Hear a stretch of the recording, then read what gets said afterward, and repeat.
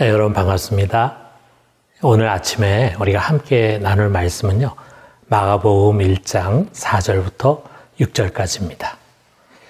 세례 요한이 광야에 이르러 죄사함을 받게 하는 회개의 세례를 전파하니 온 유대 지방과 예루살렘이 다 나아가 자기 죄를 자복하고 요단강에서 그에게 세례를 받더라. 요한은 낙타털 옷을 입고 허리에 가죽띠를 띠고 메뚜기와 석청을 먹더라. 여러분, 유대에 거대한 영적 부흥이 일어났습니다. 많은 사람들이 자신의 죄를 자복하고 회개의 자리로 나옵니다. 이 부흥의 중심에 세례 요한이 있었습니다. 그의 지위나 외모가 영향을 끼친 것이 아니었고 그에게 어떤 외적인 권위가 부여된 것도 아니었습니다. 그에게는 영적인 힘이 있었습니다. 영적인 파워, 이것은 우리 모든 그리스도인들, 영적인 사람들의 갈망이 아닙니까? 우리가 어떻게 보면은 겉으로는 그럴듯한 모습을 갖추고 심지어는 견고한 자리에 있는 것처럼 보이는 사람조차 너무 유약합니다. 오늘날 교회 건물과 시설은 더 세련되졌고 또 조직과 프로그램들은 진화했습니다. 그럼에도 불구하고 어떤 면에서 교인들은 점점 더 약해지고 있습니다. 주어지는 현실의 문제나 세상의 유혹이나 도전에 당당히 맞서서 대항하지를 못하고 있습니다. 우리가 사는 이 시대를 돌아볼 때요, 교회가 세상을 점령해서 변혁시키기는 어려운 반면에 세상이 교회를 점령해서 세상을 세속화시키는 것은 매우 쉬운 그런 시대입니다. 많은 교인들이 마치 조금만 바람 쐬면 감기에 걸리고 조금만 불결한 환경에 가면 감염이 되는, 그래서 온실에 가두고 또 포대기에 쌓아 안아서 키워야 하는 어린아이와 같습니다. 대적인 저항력이 없는 거죠. 근간에 많은 아이들이요, 알레르기로 인한 아토피를 앓고 있습니다. 여러 가지 공해라든지 또는 화학약품, 재료들 등등이 그 원인으로 지목되다 보니까 아이들의 방을 알레르기가 일어나지 않는 재료들로 바꾸려고 하고 있습니다. 어떤 사람들은 이런 현상을 보고 알레르기에 대한 알레르기 반응을 보이는 것이다, 이렇게 말하고 있습니다. 몇 년 전에 한 학회에서요, 알레르기를 앓지 않게 하려면 아이들을 좀 더 더럽게 키워라 라고 하는 그런 색다른 보고가 있었습니다. 이탈리아의 우가치노 박사에 의하면요, 지나치게 깨끗하게 키운 아이들은 알레르기 병원균에 대한 항체를 얻지 못한다는 것입니다.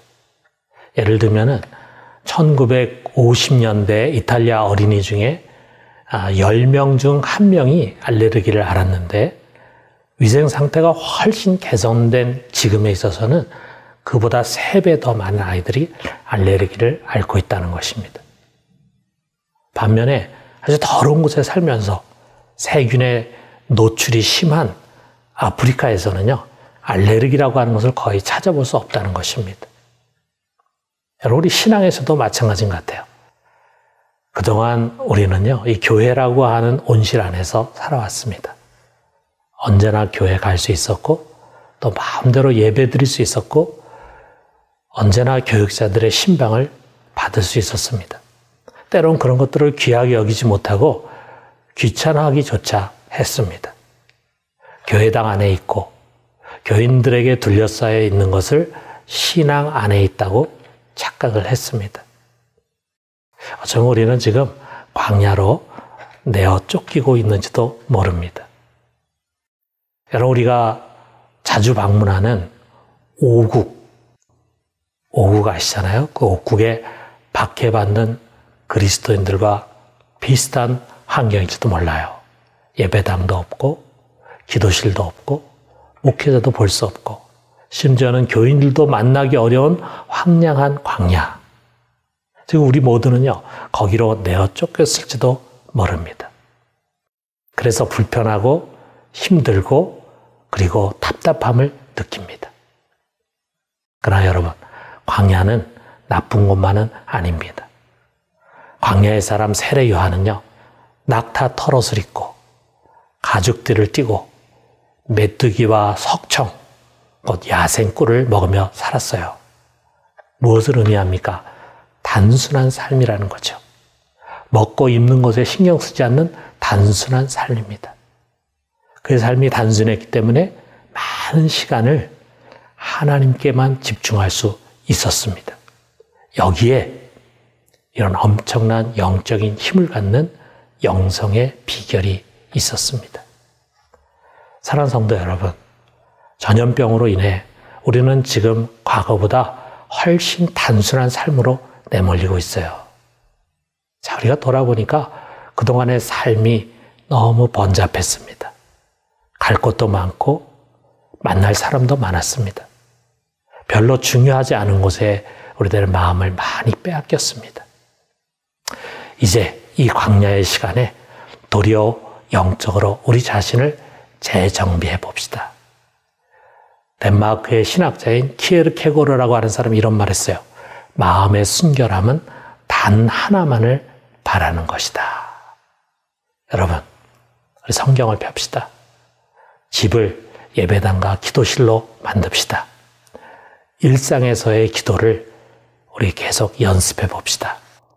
생각하고 묵상하는 시간을 가집시다. 좀 더 하나님과 주 예수 그리스도에 집중해 봅시다. 이 힘들고 어려운 시간이 도리어 우리를 영적으로 강하게 만드는 축복의 시간이 되기를 주님의 이름으로 축원합니다. 우리 같이 기도합시다. 자비한 정의 하나님, 우리 모두는 지금 광야에 서 있습니다. 가고 싶은 것을 갈 수 없고 하고 싶은 것을 할 수 없고 만나고 싶은 사람을 만날 수가 없습니다. 무엇보다도 교회당을 갈 수 없고 기도실을 갈 수 없습니다. 하나님 아버지, 그러나 이 광야의 시간에 저희들의 심령을 새롭게 해 주시옵소서. 우리들의 흐트러진 삶을 돌아보게 하시고 오직 주님만을 바라보며 주님께 주목하게 해 주시옵소서. 이 시간들을 통해서 우리 모두가 영적인 힘을 가진 사람들로 세워지기를 원하옵고 예수 그리스도의 이름으로 기도드립니다. 아멘.